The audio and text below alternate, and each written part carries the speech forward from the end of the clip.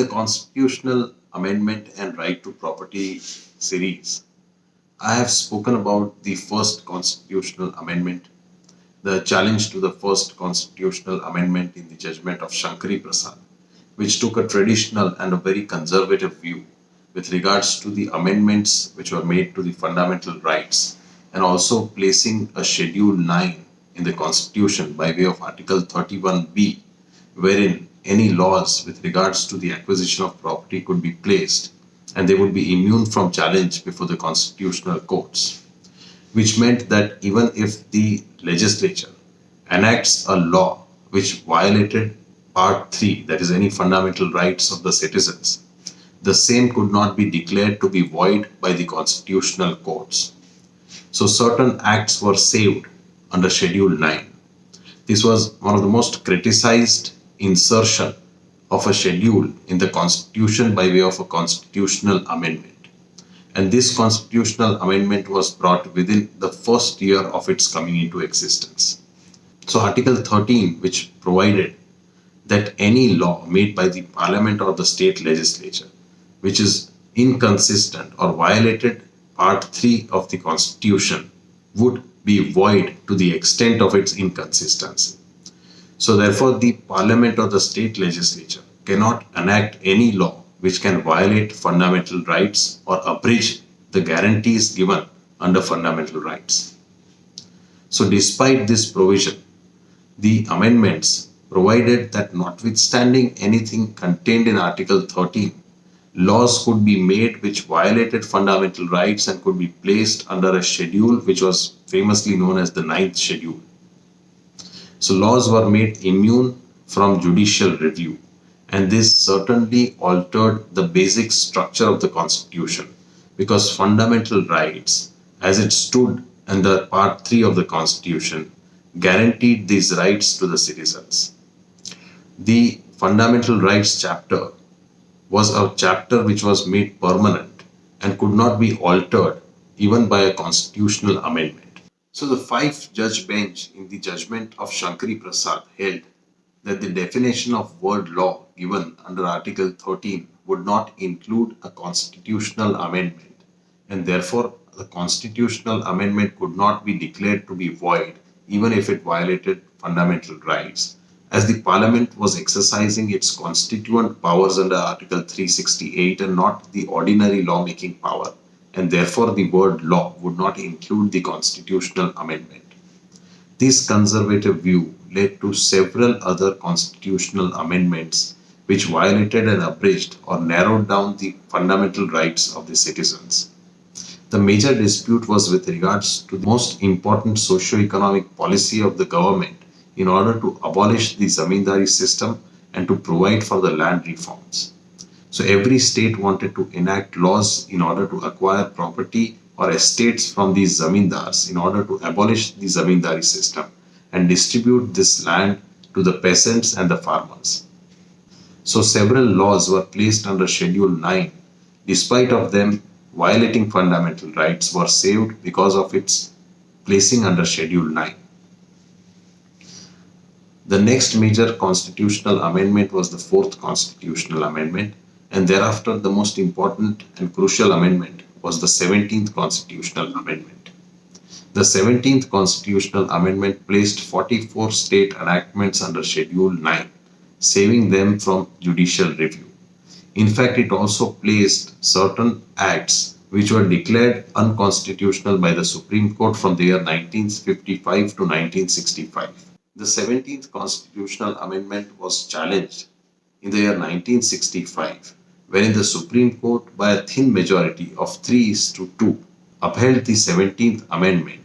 And also, in the matter of Golaknath, the Chief Justice of India, Justice K. Subbarao, felt that the view taken in Shankari Prasad and the majority and minority views in Sajjan Singh needs to be reconsidered, and therefore constituted an 11-judge bench which decided this famous judgment of Golaknath versus State of Punjab. At that time, the 11-judge bench was the largest bench that was constituted in the history of the Supreme Court. The 11-judge bench decided on one of the most important questions about the interpretation of Constitution, with respect to the power of the parliament to amend the constitution and whether there were certain restrictions on it or not. The question pertained with regards to the interpretation of Article 368 vis-a-vis Article 13 of the Constitution. The Supreme Court by that time had realized that ninth schedule was misused by the parliament and the government of that day.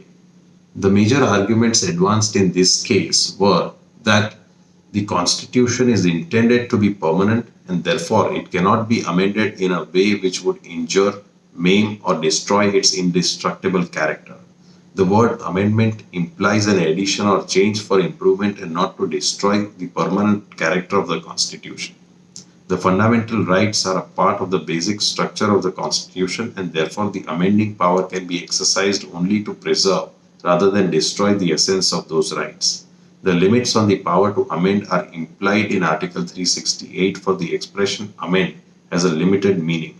The debates in the Constituent Assembly, particularly the speech of Mr. Jawaharlal Nehru and the reply of Dr. Ambedkar, disclose clearly that it was never the intention of the makers of the Constitution to enable the Parliament to repeal the fundamental rights. The definition of law in Article 13(2) of the Constitution includes every branch of law, statutory, constitutional, etc., and therefore the power to amend in whichever branch it may be classified, if it takes away or abridges fundamental rights, would be void thereunder. Since the question involved the interpretation of Article 13(2), which provides that the state shall not make any law which takes away or abridges the rights conferred by this part, and any law made in contravention of this clause shall to the extent of the contravention be void. And in this article, unless the context otherwise requires, law includes any ordinance, order, bylaw, rule, regulation, notification, custom or usage having in the territory of India the force of law. So if Article 13, which provides for the definition of law, includes a constitutional amendment which is also made by the Parliament in exercise of its constituent power under Article 368, then the constitutional amendment cannot abridge or violate fundamental rights, as the fundamental rights are protected, and if there is any violation of fundamental right by any law, the same would be declared to be void to the extent of its inconsistency by the constitutional courts. Article 32 also guarantees every person to approach the Supreme Court in order to enforce his fundamental rights. So therefore the character of fundamental rights, as the Supreme Court held, were not just sacrosanct, but they were supreme and paramount. It were the rights reserved by the people and which were inalienable and inviolable. The majority judgment was given by Justice K. Subbarao, which after interpreting all the provisions of the Constitution, held that the power of the Parliament to amend the Constitution is derived from Article 245, 246 and 248 of the Constitution and not from Article 368 thereof, which only deals with procedure. Amendment is a legislative process.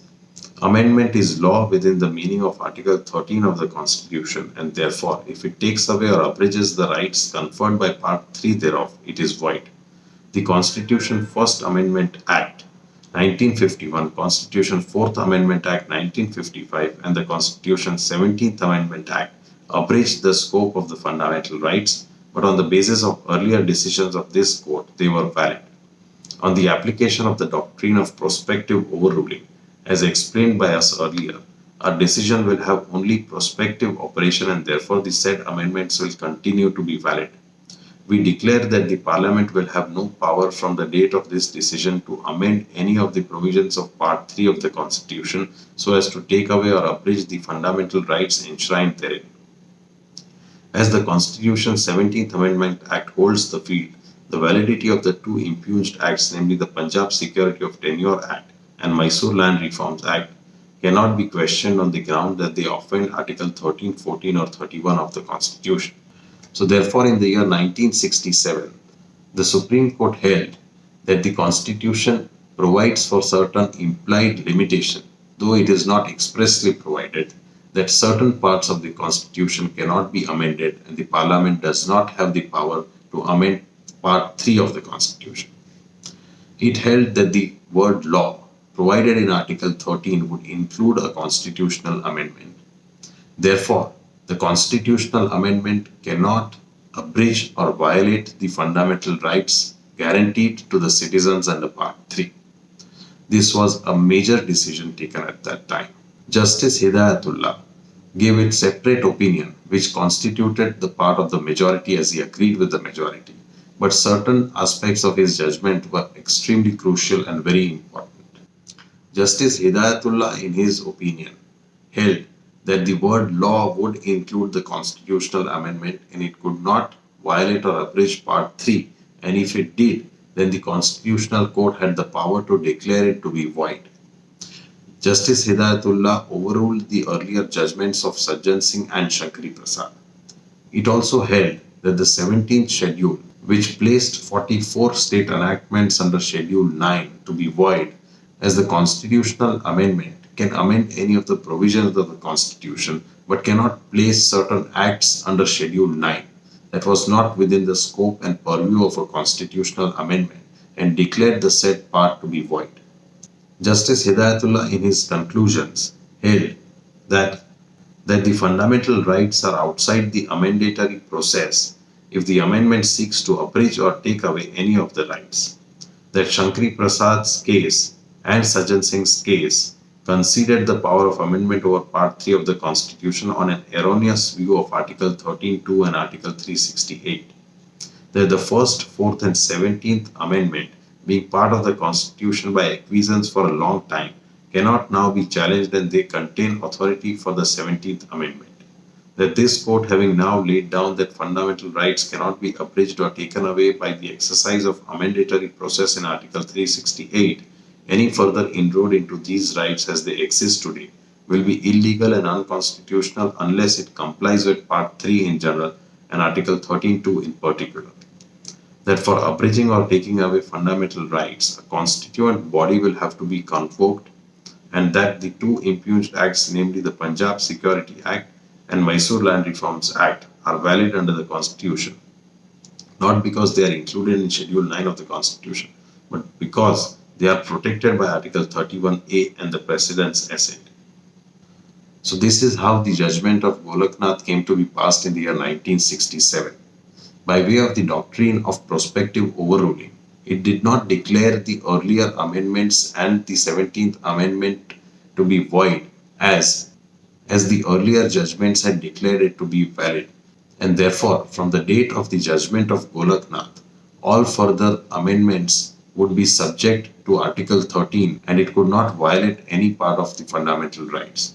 Further, placing of any further acts under Schedule 9 could be tested by the Supreme Court under its powers of judicial review, and if it found it to be violative of fundamental rights, the Supreme Court and the High Court could declare them to be void. So this was a major judgment of the Supreme Court declaring that the Parliament did not have the power to violate fundamental rights by bringing a constitutional amendments. This judgment gave rise to further controversial constitutional amendments like the 24th and the 25th constitutional amendments, which I will be dealing in other videos.